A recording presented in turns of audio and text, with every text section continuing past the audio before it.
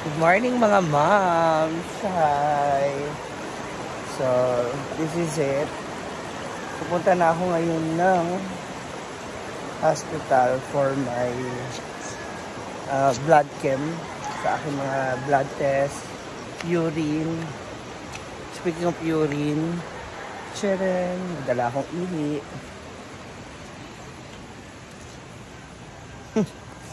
Diba? Binitbit ko lang po siya ng casual. Kasi baka mamaya hindi na ako maihi doon. So before 7, kailangan makarating na ako ng hospital kasi maglalabs na ulit yung ano ko. Kasi dapat 7 AM, bago mag 7 AM, nakuha na ako ng dugo. So, hintayin niyo ako later. Kasi mga after an hour daw yung result. No, doon natin malalaman kung ano nangyayari sa akin. Whew. So, ito na mga moms, no? Nandito na tayo sa hospital ngayon and nakapag bayad na ako ng dapat kong bayaran for my lab test. So, yung ihi kanina, nalaglagan siya ng sinulid, so may halo na siya. Kaya tinapon ko siya ulit. Ngayon, binigyan nila ako ng bagong lalagyan.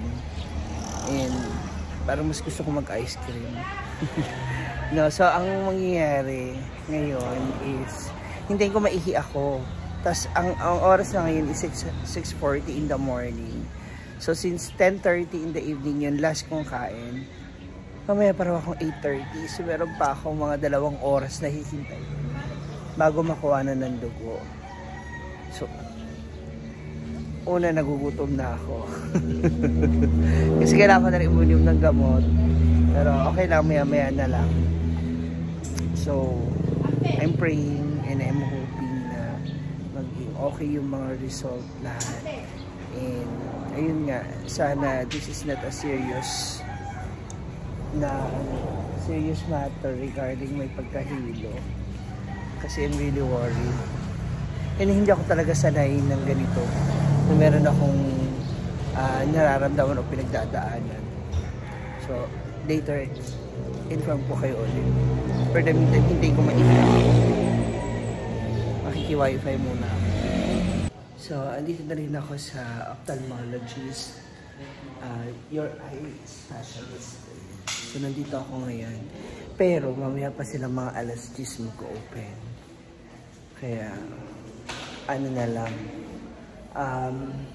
hintay na lang ako until 10 kasi first, malayo ito. Hindi naman ganun kalayo. Actually, sa unahan lang to nila Oyong. No? Tapos, yung pamasahe, so medyo mahal. Kaya, baka dito na lang ako maghintay. Total, may kainan naman dyan sa labas. So, habang hintay ko yung ophthalmologist, dito muna ako mag-standby sa ano. Kasi meron pa akong 30 minutes na hihintayin for my blood, for my blood test. Hintayin ko pa. Napunta ako. Yeah, I'm done with my blood. Nakuha na nila. Tapos hindi pa ako naiihi kasi kanina. Umihi na ako kaninang umaga. So ngayon wala pa akong ihi. So, uwi muna ako kasi after 2 hours daw malalaman yung result. So, by that time, pwede na akong siguro makaihi. So, doon ako papasa ng aking ihi. So, ngayon, uwi muna ako ng farm. Kasi, gugutom na ako. Balik na lang ako later sa result. So, hopefully, I'm praying na maging okay yung result ng lab. Nandito na ako ngayon ulit sa hospital. Nakapila na ako for eye check-up. So kanina nag-read testing na ako. So habang nakaganyan yung isa, may binabasa na ako. And now I'm waiting for the doctors to call me. Ayun. So yung result ng aking dugo at saka ihi ay ready na rin sa mamaya. Papabasa na natin sa doktor para malaman natin kung anong sitwasyon ng aking dugo, na aking ihi. dun sa kay doc na nag-check sa akin. Papabasa na natin yung result ng aking laboratory. Hi mga moms! So ito na, nakuha ko na po yung mga result ng aking medical exam kanina sa dugo and sa ihi. So sa dugo no, na sinend sa akin regarding my blood, everything is normal naman. No, okay naman daw siya. Ang tanging mataas, sana ba yun? Kasi para ma-clear din natin, no? Yung iba kasi baka maya alam ko namang okay na magbigay kayo ng opinion, pero nagdoktor-doktora na naman po kayo.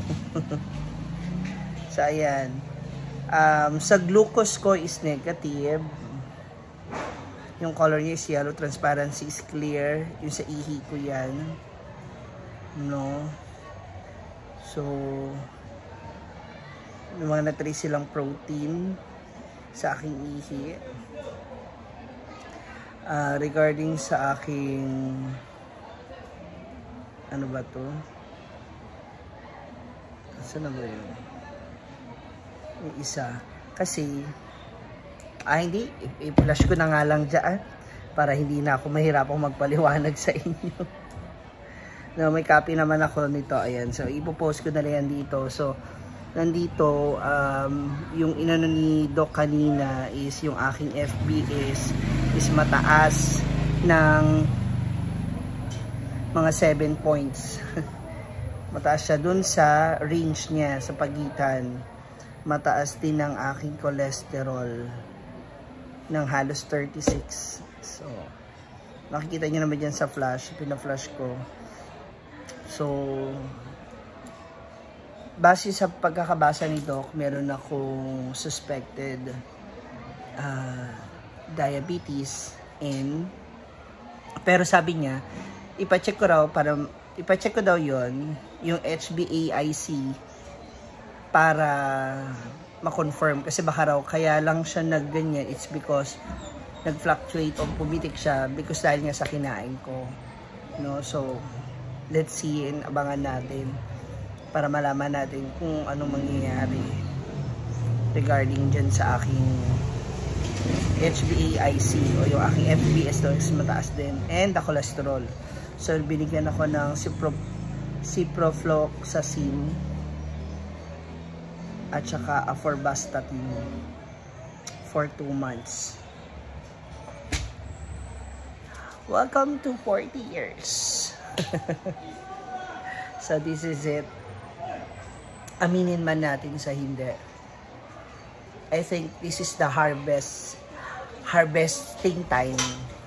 It's time to harvest dun sa mga ginawa ko, sa mga kinain ko, sa mga tinake ko before. So ngayon ko siya naha-harvest. So sabi naman ni Doc, kaya naman ng medication. So hopefully okay naman ang lahat. So kailangan ko rin magpa-check sa EENT kasi yung eyes ko naman daw is clear and my vision is 20/20 pa rin. So kailangan ko na ipa-check yung aking ears kasi baka isa rin yun sa mga nagko-cause bakit ako nahihilo. So I have to go back to EENT and tomorrow for another examination para sa aking HbA1c and sa aking EENT. So for now, yan muna mga moms. Maraming salamat sa pagsama sa akin. Nandito ako ngayon sa aking mom's eatery. Hindi ko na sila naabutan. Well, I think busy na rin sila and I know napagod na rin sila, no? So for now, yan muna. Maraming salamat sa patuloy na nagdadasal, sa mga nagpapaabot ng kanilang tulong. Maraming salamat. That's really a big help. Napakalaking tulong po niyan sa akin. Thank you so much, and alagaan natin ating kalusugan because health is wealth. God bless everyone.